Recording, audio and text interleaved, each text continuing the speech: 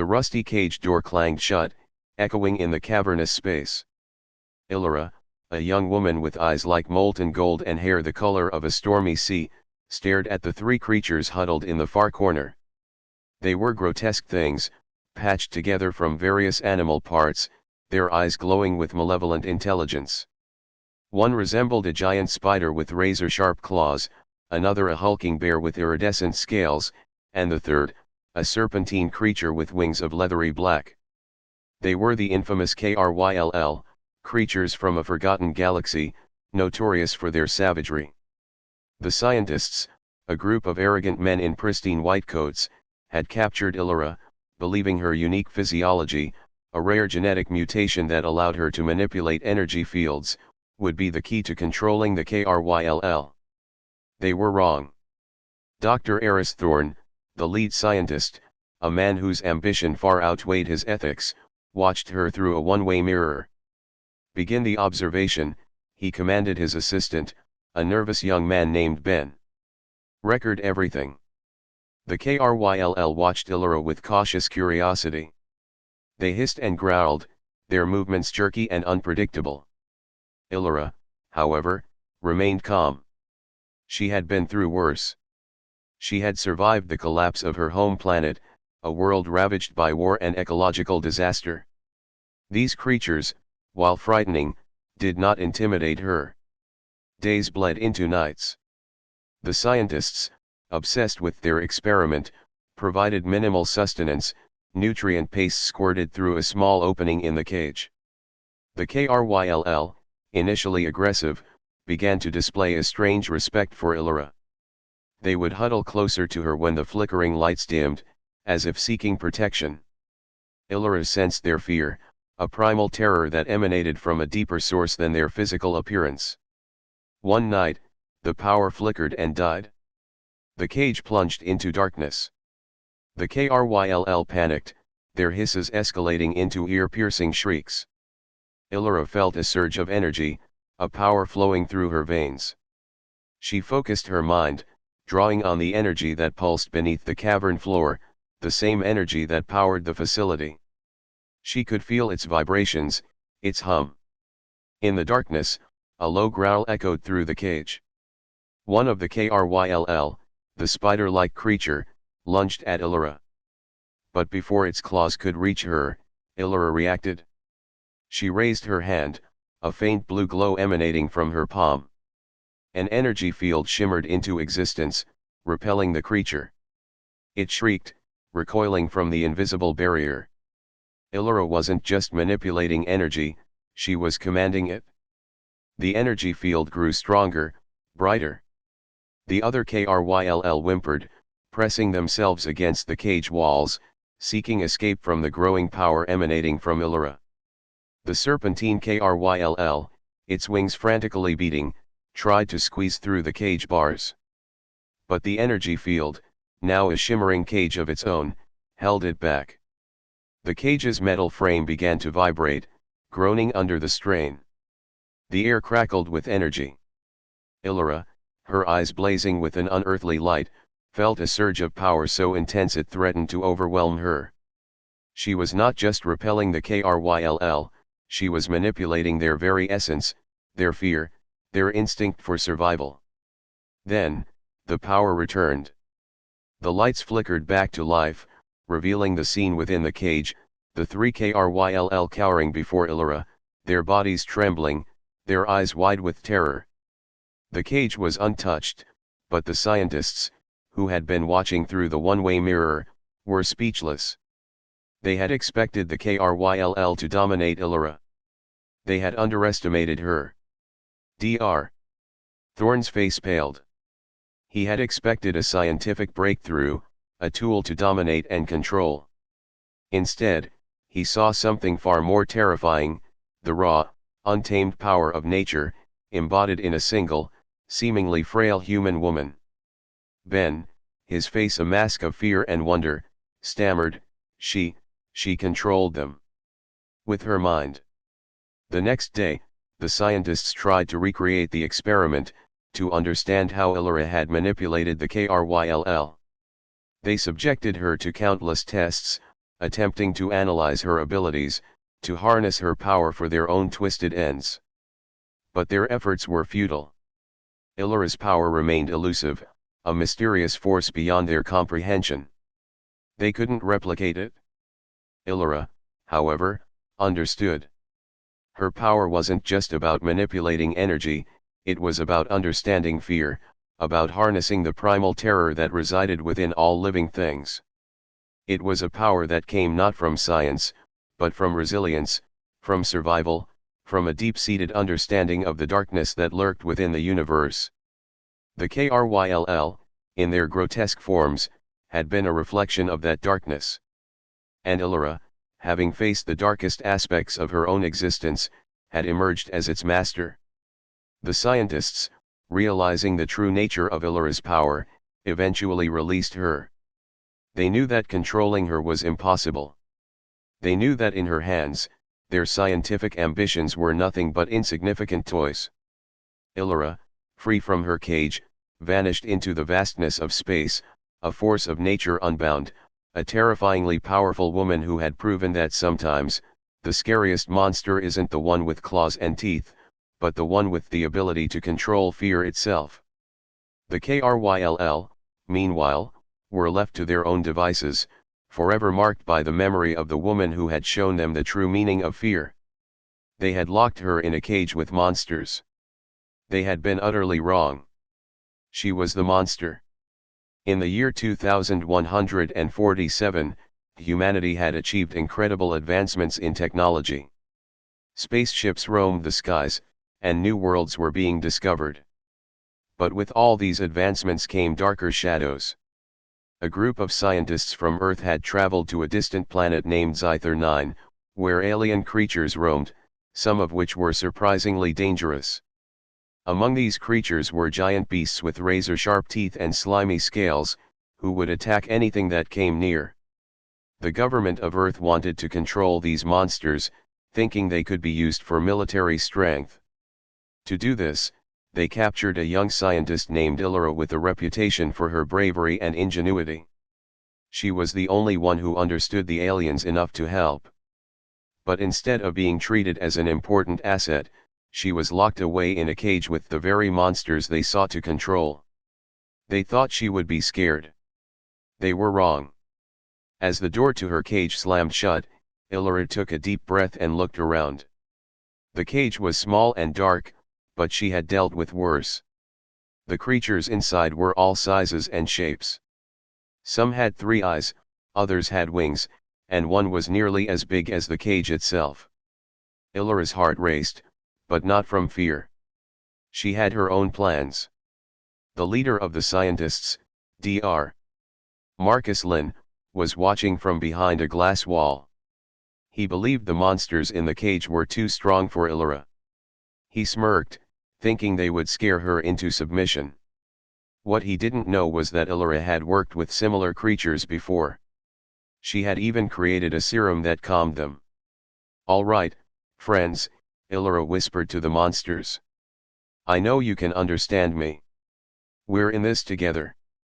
The creatures looked at her with curiosity. Slowly, she reached into her pocket and pulled out a small vial filled with the serum she had invented.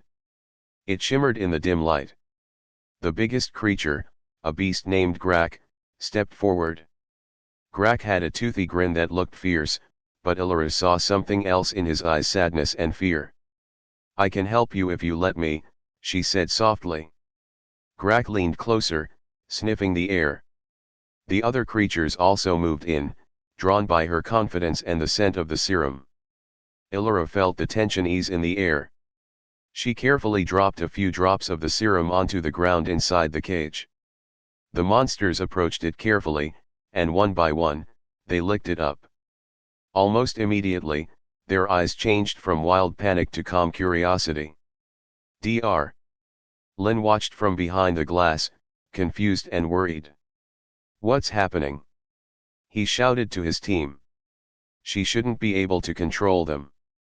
"What is she doing?" one of the researchers asked, eyes wide with disbelief. Illyra smiled as she saw the monsters starting to trust her. They were not just mindless beasts, They had feelings too. She began to speak with them in a soft voice, sharing stories of her own life. Grak, it seemed, had a family back in the forest, and he missed them dearly. Just like you, I want to be free, Illyra said, looking into Grak's big eyes. Let's find a way together. Meanwhile, outside the cage, Dr. Lin became increasingly frustrated. We need to put a stop to this, he said. If she can control them, she'll ruin our plans. He ordered his team to take action. Guards rushed in with weapons to intervene, but Illyra stood firm. If you come closer, you'll scare them. She warned, raising her hands in a calming gesture. The guards hesitated, unsure of what to do. Grak and the other creatures began to growl softly, feeling protective of Illyra. They were ready to defend her. Listen to me. Illyra shouted, her voice strong. I can help these creatures, and they can help us. They're not just monsters. They can be allies. Dr. Lin sneered, but a flicker of doubt crossed his face. He couldn't deny there was a change in the atmosphere. Enough of this nonsense. Release the gas. He ordered, thinking he could neutralize the monsters. But Illyra quickly grabbed her serum. No. You'll hurt them. She poured the remaining serum onto the ground, creating a bright, glowing barrier that surrounded her cage. The gas that seeped in from outside couldn't touch her or the creatures. Dr. Lin's eyes widened in horror. What is she doing? With the monsters now completely calm and under her influence, Illyra formed a plan. Grak, if you can break down that gate, we can escape. Grak roared, a sound of determination. He stepped back, then charged forward, slamming his massive body against the gate. It shook violently but held firm. Again. Together. Illyra encouraged, rallying the other monsters. They joined forces, pushing against the gate as one, their strength combined. Dr.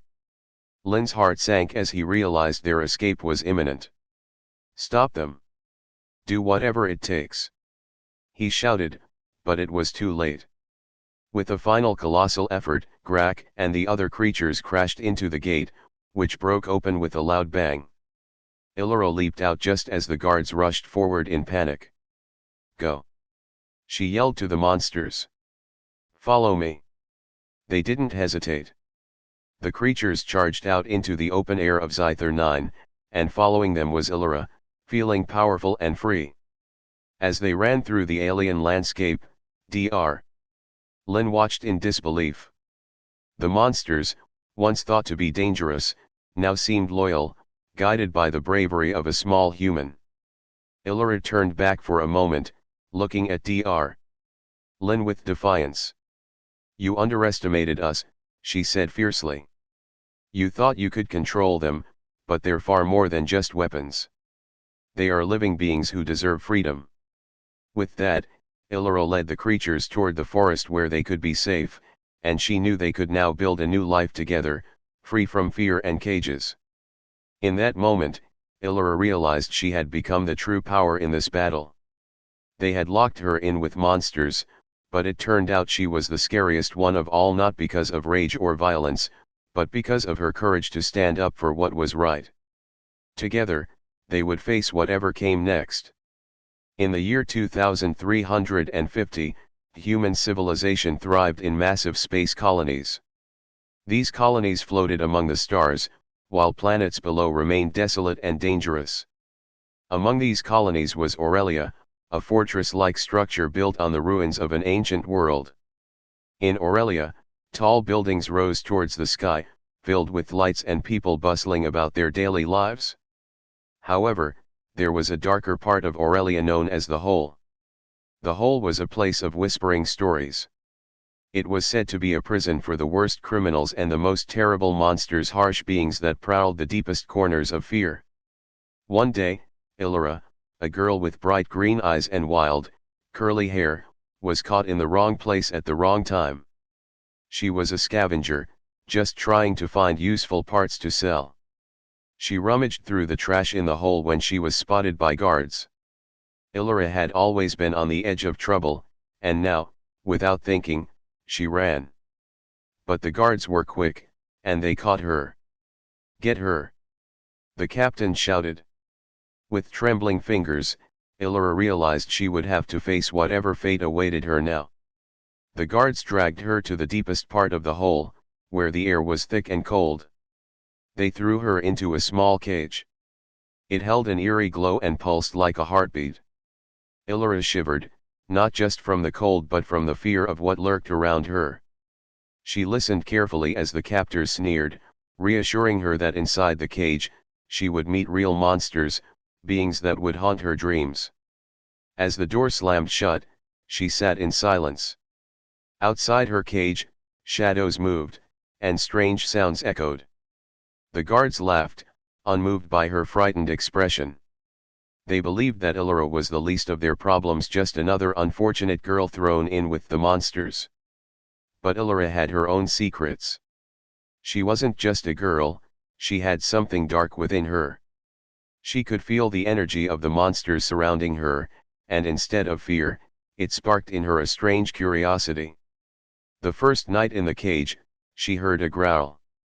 A creature emerged from the shadows, a creature with razor-sharp teeth and scales that shimmered in the dim light. Its eyes glowed with hunger. The guards shouted from outside, relishing the fear they thought they instilled in her. "Look at her!" a guard yelled. "She's terrified." Illyra did feel fear, but she also felt a connection. She looked into the creature's eyes and saw something unexpected, a flicker of understanding. The monster sensed her contemplation and hesitated. In that brief moment, Illyra whispered, "You don't have to be scary. We can be friends." The monster tilted its head, intrigued. Words weren't common between beings like them, but in that silence, a bond began to form. Days passed, and Illyra met more creatures, each unique and extraordinary. Some had wings, others were made of shadows, and a few seemed to be constructed from metal and lights. As she learned their names and stories, something shifted within her. She felt strength rising, not just from the friendships forming, but from the understanding of her own inner power. As she shared tales with the creatures, Illyra began to realize that she could communicate with them beyond spoken words. An energy surged between them, and together they could conjure feelings, emotions, and ideas. She became their quiet leader, teaching them to harness their fears and transforms them into something stronger. The guards seemed amused at first, still believing she was only a scared girl.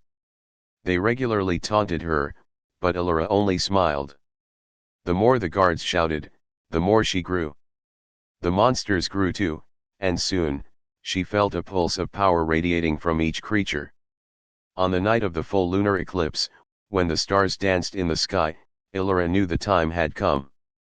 She stood tall in her cage, the creatures surrounding her, reflecting her strength back to her. She felt prepared to confront their overlords. Suddenly, the guards opened the cage, looking for entertainment.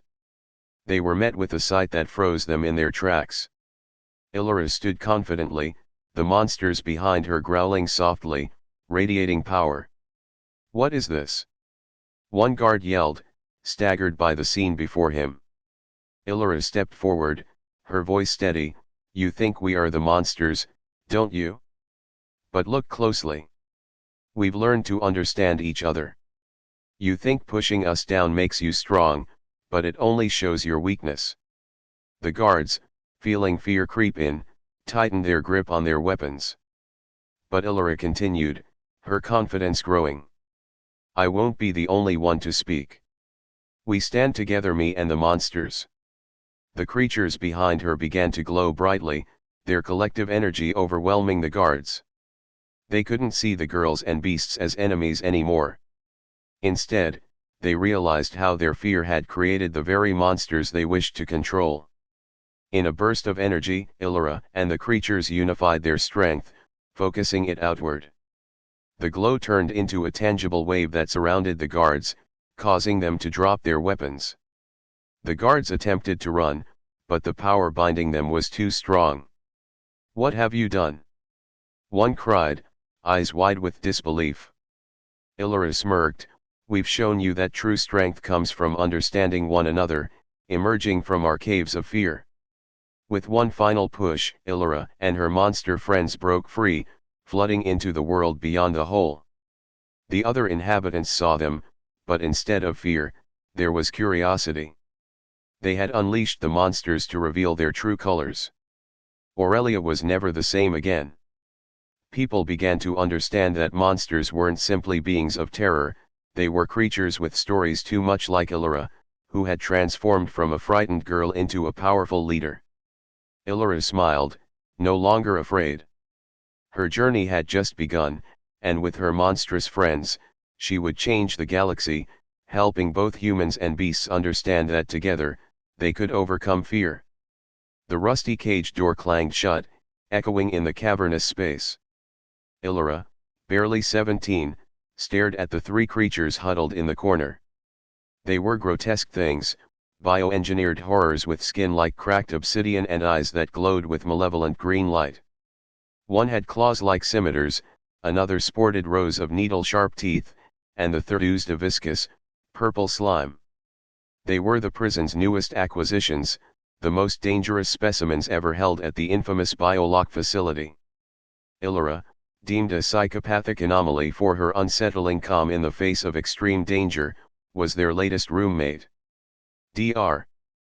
Eris Thorn, the lead researcher, observed from behind a reinforced glass wall. He adjusted his spectacles, a cruel smile playing on his lips. "Let's see how long this one lasts," he muttered to his assistant, a nervous young man named Ben. "The others haven't survived more than a few hours." Illyra, however, showed no fear. She sat cross-legged, calmly observing the monsters.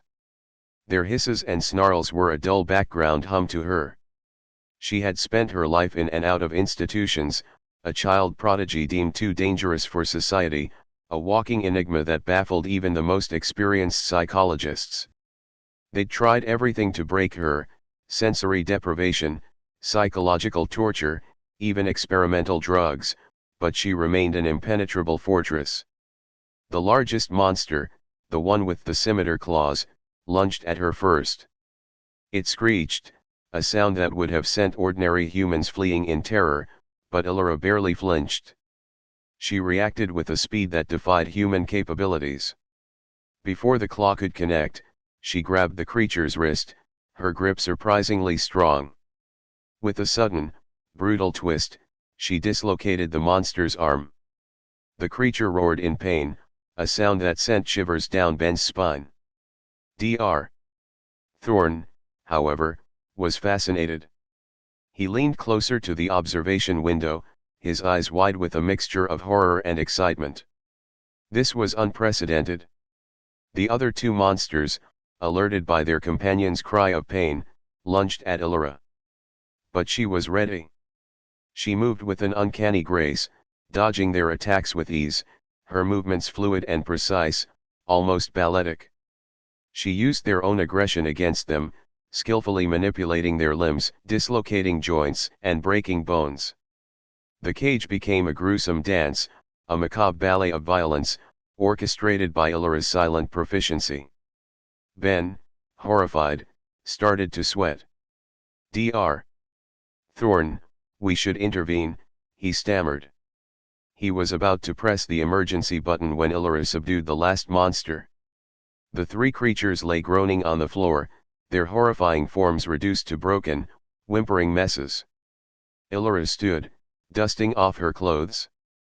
She looked at the security camera, her eyes meeting Dr. Thorn's through the glass. Her gaze was cold, calculating, devoid of any emotion. It sent a chill down the doctor's spine, a feeling far more terrifying than the creature's roars. The next morning, Dr. Thorn had a team of armed guards escort Illyra out of the cage. He was still reeling from the previous night's events. He had expected to observe the breaking of a human spirit, but instead he witnessed something far more disturbing, a terrifying display of power and cold, calculated efficiency. He had sought to study her, to understand the nature of her psychopathy. He had wanted to categorize her, to label her, to control her. But he failed. Instead, he had uncovered an abyss he could not fathom. He learned that psychopathic anomaly was a feeble label for the force of nature he had unleashed. Illyra wasn't just a dangerous individual, she was a predator, a force that dwarfed the monsters he had so carefully engineered. He tried to study her further, to conduct more tests, but Illyra always remained inscrutable. Her mind was a locked vault, its secrets guarded by something far more impenetrable than any bioengineered creature. The only thing Dr. Thorne could understand was that Illyra was not simply a subject of study, she was a force of nature that defied comprehension. Years passed. Illyra remained a puzzle, an enigma that haunted Dr. Thorne's every waking moment. He tried to recreate the conditions that made her so formidable, searching for the key to her extraordinary abilities. He created more monsters, more violent creatures, yet none could match Illyra's raw power, her chilling control. In the end, Dr. Thorne realized that he had not created a monster, he had merely stumbled upon one. He had unlocked a Pandora's box, not of scientific discovery, but of raw, untamed power, personified in the girl he had locked in a cage with monsters. She had been the scariest one all along, a truth that continued to haunt him until his dying day. The universe, it seemed, held terrors that even the most brilliant minds could not comprehend or control. Illyra remained a legend, a whispered name among the scientists and researchers, a chilling reminder of the unpredictable nature of human potential, and the horrors that could lie dormant within. Deep in the heart of the galaxy, there was a planet called Zorothia. This planet was known for its beautiful landscapes, lush forests, and advanced technology. However, lurking in its depths were creatures that the people feared most, monsters born from the dark forces of the universe. They were tall, with scaly skin and glowing red eyes, and they roamed the shadows at night, terrorizing the villages. In one of these villages lived a girl named Myra. She had bright blue hair that sparkled like the sky, and a brave heart.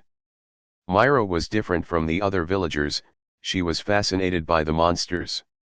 Instead of being afraid, she wanted to understand them. But the villagers saw her curiosity as trouble, so they locked her in a cage. They believed that this would keep her safe and away from the creatures that lurked outside.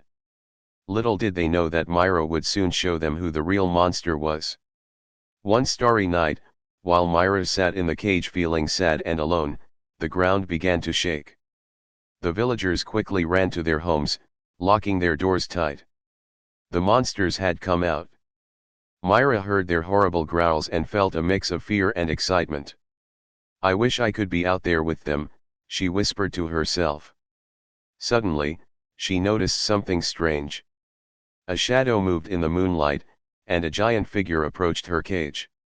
It was one of the monsters.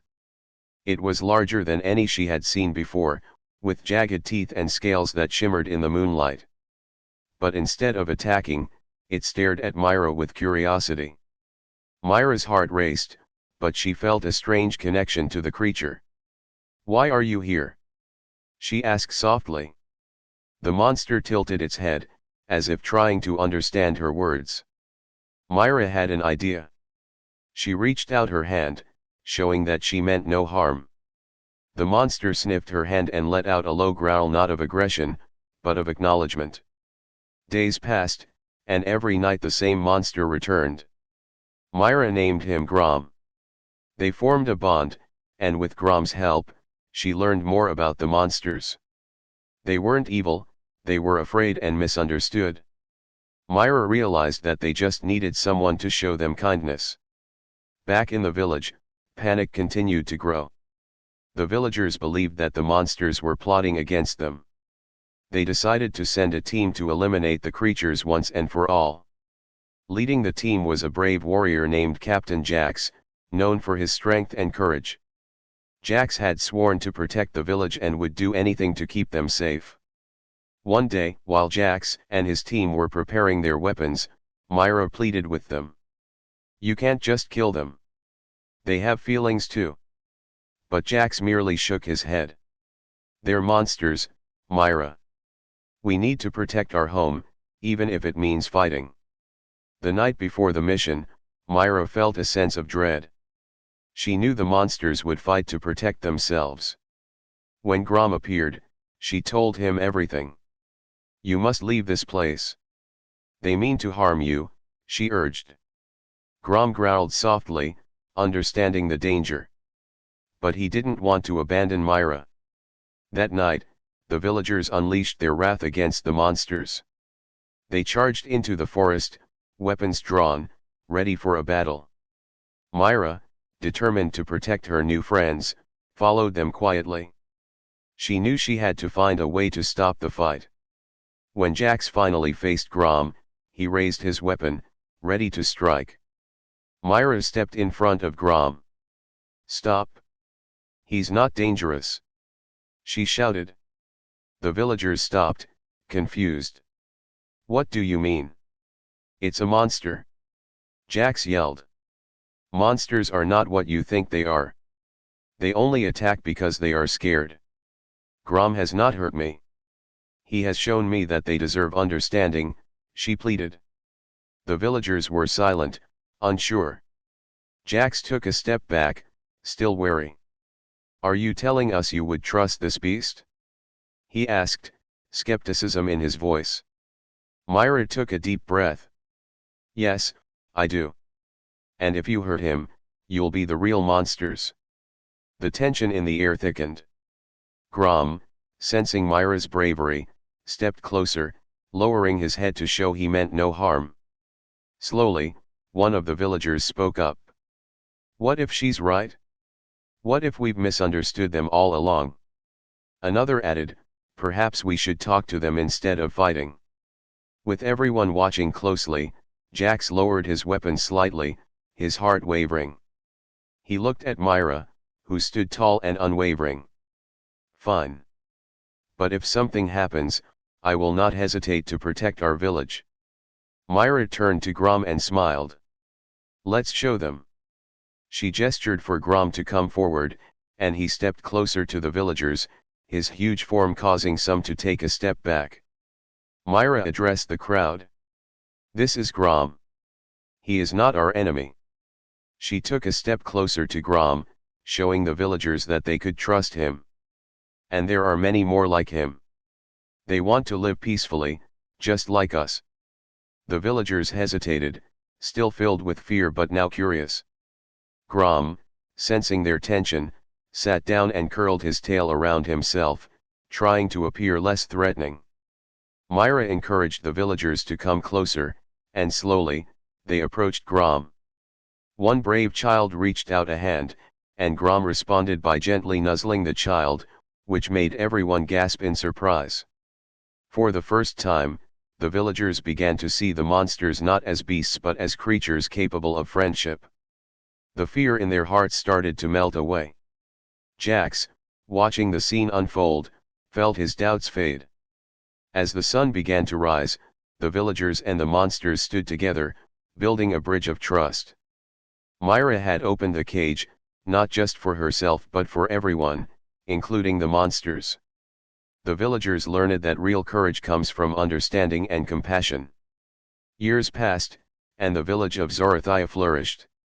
Monsters and humans lived side by side, sharing stories and laughter. They formed a community based on respect and kindness.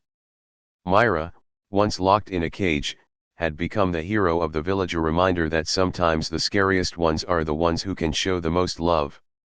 Together, they transformed the landscape of fear into one of belonging, forever changing the heart of Zarathia. The rusty cage door clanged shut, echoing in the cavernous room. Illyra, barely 17, stared at the three creatures huddled in the far corner. They were grotesque things, stitched together from various alien body parts, glowing eyes, razor-sharp claws, and skin that shimmered like oil slicks. She shivered, not entirely from the cold dampness of the cell. This was Xantus Prime, a notorious prison planet. Illyra, a human salvage expert, had been framed for stealing a priceless artifact, the Sunstone. The real thief, a shadowy figure known only as the Collector, had left her to rot. Or, rather, to be experimented on by the prison's sadistic warden, a hulking brute named Gorok. Gorok, with his multiple arms and reptilian skin, considered Illyra a particularly interesting specimen. She was small, human, seemingly frail. Perfect, he thought, for his latest experiment, to see if a human could withstand the psychological and physical torment of the nightmares, the three creatures locked up with her. The nightmares were not your average prisoners. They were bioengineered monstrosities, each possessing unique abilities that drove even the most hardened criminals to madness. There was Grak, whose touch inflicted agonizing pain, Scree, who could manipulate minds with terrifying ease, and Zil, whose shriek could shatter the sanity of anyone within earshot. The first few days were a blur of terror. Illyra felt the searing pain of Grak's claws, the insidious whispers of Scree slowly twisting her thoughts, and the soul-crushing shriek of Zil ringing in her ears. She was alone, isolated in the cage, with only the fear gnawing at her. Her only hope was escape, but the cage was reinforced with impenetrable alien alloys. One day, as Scree attempted to pry open her mind, Illyra noticed something peculiar. The creature's mind, while overwhelmingly powerful, was also chaotic, full of contradictions and unresolved conflicts. She saw flashes of vulnerability, of pain, of a deep-seated loneliness. Illyra had always been quick-witted, a survivor. On Xantus Prime, this trait was sharpened. She realized the nightmares, despite their monstrous appearances, were not invincible. They were products of cruel experimentation, broken and confused creatures. That night, Illyra's own fear transformed into something else, a fierce determination. She used a broken shard of rock, salvaged from a previous attempt at escape, to gently, carefully, start digging at the stone floor of her cell. The work was slow and excruciating. The dust stung her eyes, and the sharp edges of the rock dug into her hands. But Illyra persevered. While she worked, she observed the nightmares. She noticed their own subtle interactions, a complex system of communication that bordered on empathy. Weeks turned into months. Illyra, bruised and battered but resolute, had almost finished digging a tunnel beneath her cell. Meanwhile, she observed the three creatures and their behavior. She discovered that Grak, despite his aggressive nature, was vulnerable to certain high-pitched sounds.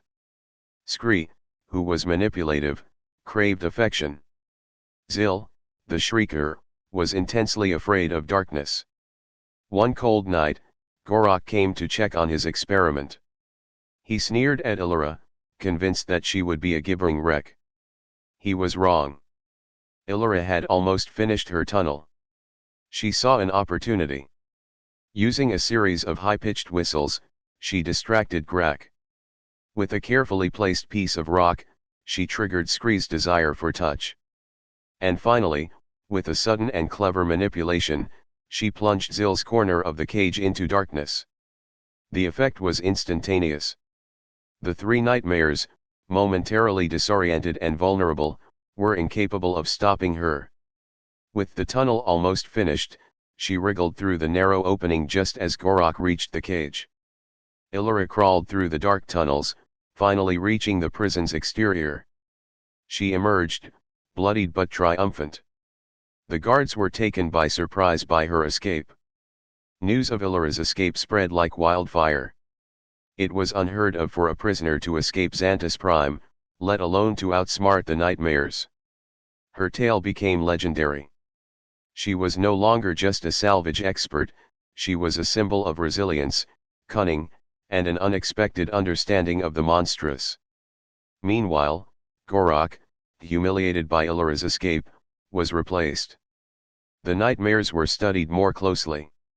Illyra's observation was validated and it was discovered that the nightmare's behavior could be controlled with targeted stimuli. It showed that even the most terrifying creatures can have their vulnerabilities. Illyra, now a celebrated hero, never forgot her time in that cage. But instead of the haunting image of the nightmares, she saw the strength she discovered within herself, a strength that turned her into the scariest being on Xantus Prime, the one who escaped the seemingly inescapable. The one who understood the monsters better than the monsters themselves. The one who had not only survived but had conquered her fear.